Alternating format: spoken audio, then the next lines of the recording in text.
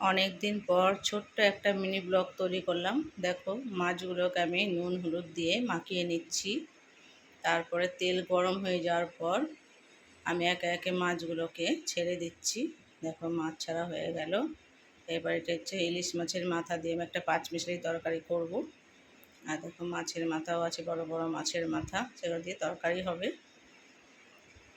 কত বড় বড় মাথাগুলো আর চাকাগুলো কত বড় বড়, এই যে অনেকে দাগাও বলে।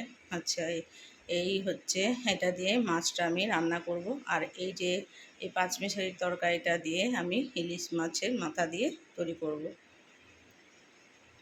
নুন হলুদ জিরের গুঁড়ো ধনের গুঁড়ো সব দিয়ে দিলাম, ধনে পাতা ও তারপর কাঁচা লঙ্কা টমেটো সব দিয়ে নাড়াচাড়া করে নিচ্ছি। নাড়াচাড়া করে নিলাম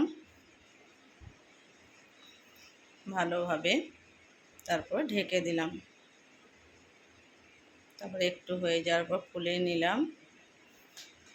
এখন অনেকটা সেদ্ধ হয়ে গেছে, তার মধ্যে এবার মাছের মাথাটা, ইলিশ মাছের মাথাটাকে দিয়ে দিলাম, দিয়ে আবারও ঢেকে দিলাম। এই দেখো আমার মাছ ভাজা হয়ে গেছে। তারপরে কালো জিরে আর লঙ্কা ফোড়ন দিয়ে তার মধ্যে দিয়ে দিলাম আলু আর পেঁপে, দিয়ে তার মধ্যে হলুদ দিয়ে দিলাম। আর এদিকে আমার রান্না দেখো পাঁচমিশালিটা হয়ে গেছে। এদিকে আমি নুন হলুদ দিয়ে ভাজা করেছিলাম, আর এবার জিরের গুঁড়ো দিয়ে দিলাম, দিয়ে ধনের গুঁড়ো এগুলো সব দিয়ে দিলাম। তার মধ্যে লঙ্কা দিয়ে দিলাম, টমেটো দিয়ে দিলাম, দিয়ে জল ঢেলে দিলাম এরপরে, আর তার মধ্যে ধনে পাতাও দিয়ে দিলাম। এবার টকবক করে ফুটছে, তার মধ্যে এবার একে একে সব দিয়ে দিচ্ছি। এই যে মাছের মাথা দিয়ে দিচ্ছি, চাকাগুলোকেও দিয়ে দিচ্ছি, এগুলো সব দিয়ে দিলাম,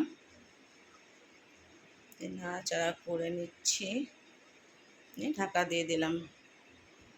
দেখো মাছের ঝোলও আমার কত সুন্দর হয়ে গেছে। আর তার আগে আমি বেড়ে নিয়েছিলাম যে মাছের মাথা, এই যে আমি পরিবেশন করে নিলাম। এরপরে যখন বিকেল হয়েছে তখন ঘন মেঘ করে এসেছে, আর দেখো এখানে রামধনু দেখা যাচ্ছে। দৌড়ে গেলাম ছাদে, গিয়ে রামধনুর এগুলো ভিডিও করে নিলাম। কি সুন্দর লাগছে দেখো, মেঘগুলো এত সুন্দর ভেসে যাচ্ছে, দারুণ লাগছিল। তারপরেই ঝমঝম করে বৃষ্টি নেমে গেল। দেখো বৃষ্টি, মুষলধারে বৃষ্টি। দেখো বৃষ্টি কাকে বলে, কত বৃষ্টি হচ্ছে। আর ভালোও লাগলো, ঠান্ডা হয়ে গেল পরিবেশটা। বৃষ্টি হলে তো চারিদিক জলে থই থইও করে, আর ভালোও লাগে, পরিবেশটাও ভালো হয়ে যায়। ঝড়ও দিচ্ছিল হালকা হালকা। তারপর স্ন্যাক্স নিয়ে এসে খেতে বসে গেলাম।